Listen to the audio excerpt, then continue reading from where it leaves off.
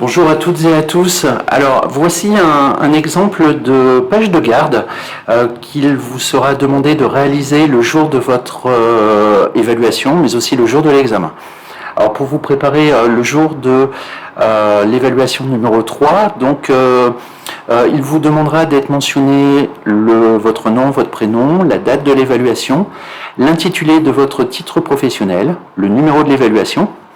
Et comme vous pouvez le voir sur cette illustration, vous pouvez mettre une image en illustration qui correspond soit à votre titre professionnel, soit à votre métier, voilà, dans une situation de travail.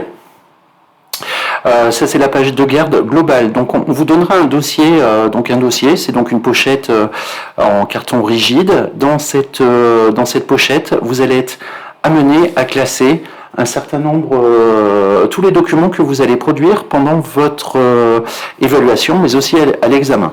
Alors, ça, c'est des documents, donc des images que Alan mettra pour faire respecter le silence. Alors, vous allez être amené à produire donc dossier 1, dossier 2, éventuellement dossier 3 si votre titre professionnel, en tout cas l'évaluation, vous fait travailler sur un dossier 3.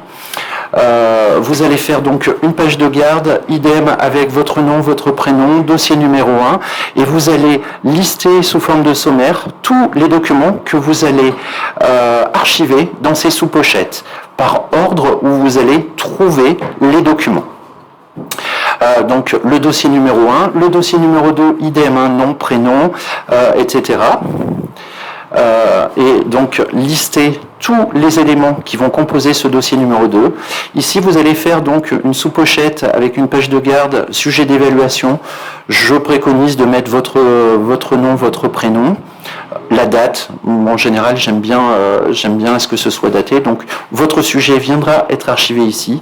Éventuellement, alors ça c'est pas forcément des choses que l'on dit, mais parfois vous êtes amené à travailler sur des brouillons. Et moi je mettrais bien une sous-pochette brouillon à l'intérieur que je vais pouvoir glisser. J'ai peut-être pas eu le temps de traiter tous les documents et d'imprimer tous les documents.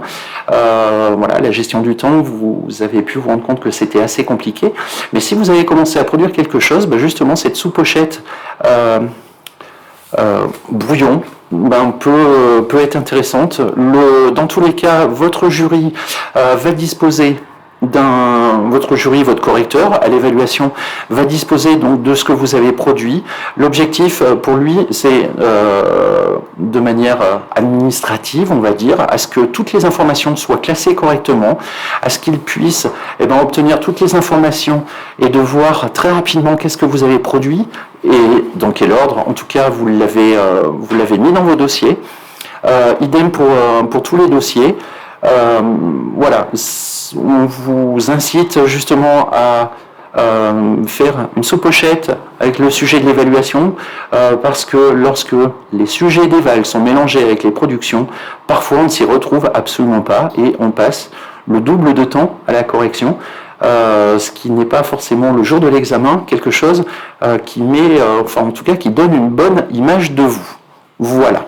Donc, tout ce qui est pochette, sous-pochette, ça vous sera mis à disposition lors de l'évaluation et à l'examen. En revanche, les pages de garde, c'est à vous de les créer, vous les mettez sur clé USB et vous les aurez donc à disposition le jour de l'examen.